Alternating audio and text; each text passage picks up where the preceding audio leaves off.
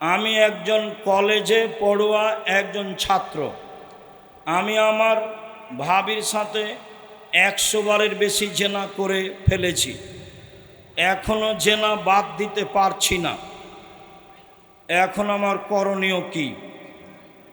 এবার তোমরাই বিবেচনা করো। এই কথা তো সত্য।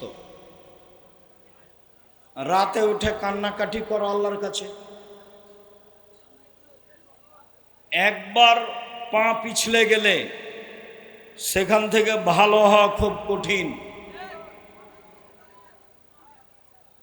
তোমার ভাবিকে হত্যা করে মেরে ফেলা ছাড়া পৃথিবীতে আল্লাহর আর কোনো বিধান নেই। তোমার ভাবি এত বড় পাপী, তোমার চরিত্র তুমি নিজেই বুঝছো।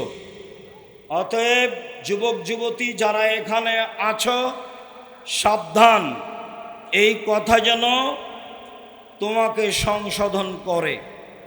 আল্লাহ তোমাকে হেফাজত করুক, আল্লাহুম্মা আমিন।